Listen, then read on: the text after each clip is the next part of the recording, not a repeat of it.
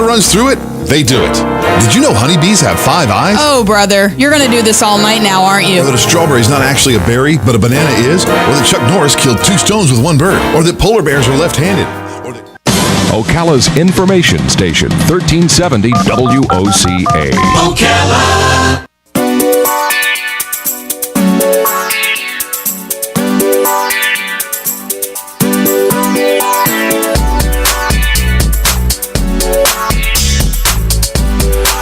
All right, 5 minutes after 11 o'clock. Just wanted to warn you, don't really ever consider going camping with me in a tent because I snore. And snoring apparently attracts bears. So, yeah. I'm not going camping. No, you don't want to go camping with me. No, thanks. Well, on the other hand, I heard that snoring chases away cougars. Oh, there you go. I don't know. Well, there are some cougars you might want to keep. Some cougars we might want to keep, yeah, and I don't want to scare them away. A silly joke.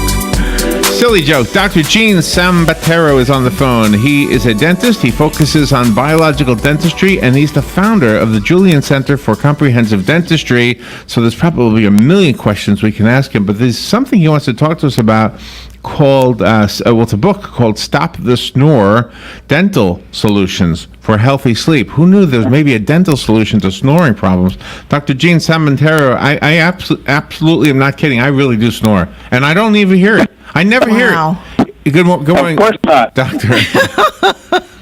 Thank you for being on the show today. Oh, thank you for inviting me, Larry and Robin. What a great introduction. Where are you? Where are you calling from? I'm calling from Columbia, Maryland, about 20 minutes south of Baltimore and about 30 minutes north of Washington, D.C. Okay, so you're in Columbia, and they are in the District of Columbia. Yes. Yes.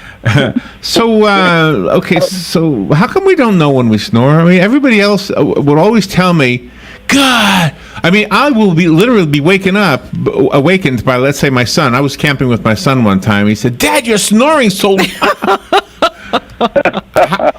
I don't, what's that?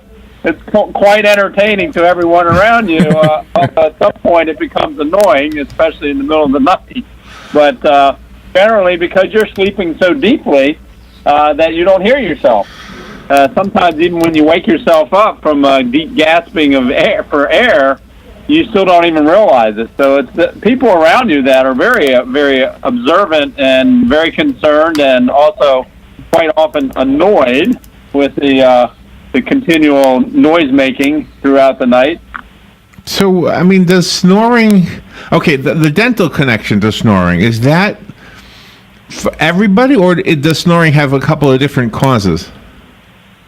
Well, generally the snoring is because the tongue is partially obstructing the back of the throat, or you could have some nasal congestion, you could have inflamed adenoids or tonsils.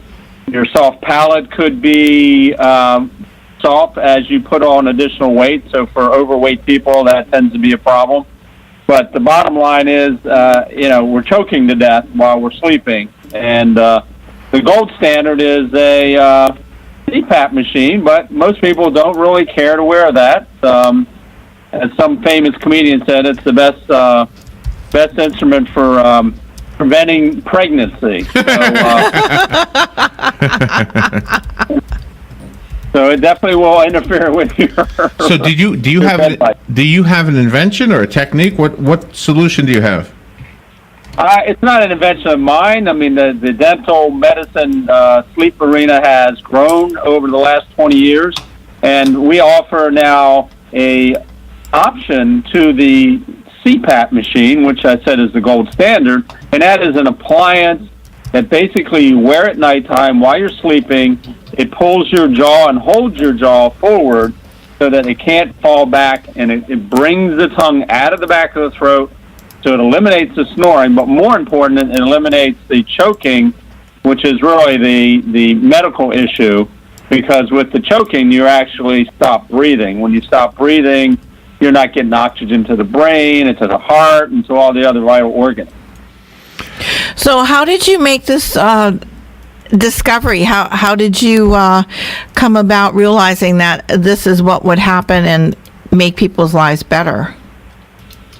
Well, a couple things. One, just observing from a dental perspective, looking at the patient's mouth and seeing a lot of this soft tissue. Many times when patients would lie back in the chair, you could see the tongue falling in the back of the throat. And in my chair, patients were actually, believe it or not, in a dental chair, getting dental treatment, would fall asleep and start snoring. So, so it was pretty apparent that something was going on here that we probably didn't see as dentists years ago when most of our patients were being, treated in a seated position. Now that we do most dentistry with patients lying back, it's pretty common. Oh, really? It was kind of alarming to see me if I get, if I walk away for a second, come back in the room, the patient's sitting there asleep, snoring. That oh my gosh. I mean, the good news is they obviously were comfortable, which all people can't do in the dental chair. The second thing is that my father was one of those snorers who definitely created a problem between my mom and dad because they didn't sleep in the same room for many years because of his snoring. He was, as a consequence of that, did have a sleep study done, and he did not was not diagnosed with the sleep apnea issue, which I find hard to believe at that time.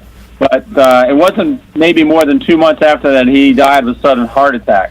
So that really, really got my attention. Oh, yeah.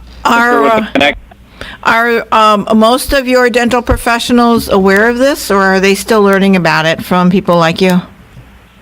Oh, I would say most of the dental community is aware of it, but there's only probably a small percentage of them that are actually treating the issue because it does take a bit of training to be able to provide the proper care for patients. But I would say almost every dentist is aware of it. It's just a matter whether they choose to treat that or not.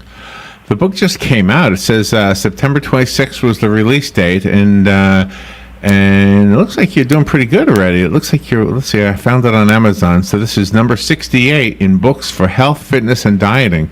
So does the book teach us what does the book teach us? I may just ask it that way.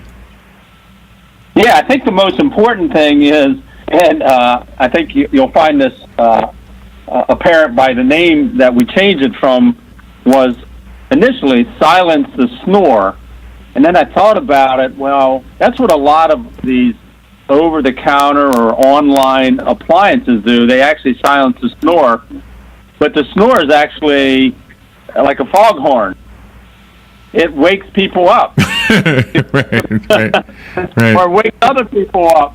So we don't want to just silence the snore. We want to stop the cause of the snore, which is the airway obstruction. So if we stop the snore, but they still have sleep apnea, this actually could be more dangerous because now you don't have other people, maybe your significant other, jabbing you in the ribs in the middle of the night with their elbow, waking you up and actually saving your life.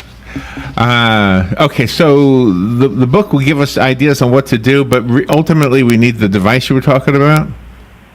Yes, we need some kind of appliance to basically hold your jaw forward. And because the tongue, or the base of the tongue, is attached to the lower jaw, it will keep the tongue out of the back of the throat. And we find that's the most efficient way. I guess you could also tie a fishing hook to it and tie it to your bedpost. That might work. Oh, man. But, oh, man.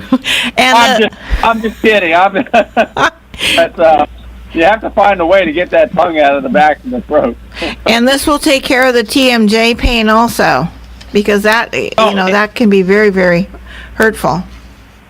Yeah, well, quite often what we find, there's a correlation between sleep apnea and clenching or grinding of your teeth. And that's what leads then to the TMJ problem.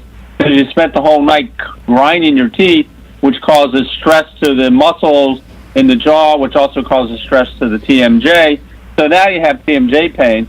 So we really want to address the sleep issue, which will then ultimately affect a positive result with the TMJ. The book is called Stop the Snore. I found it on Amazon. It's written by Dr. Gene Sambataro, who is our guest.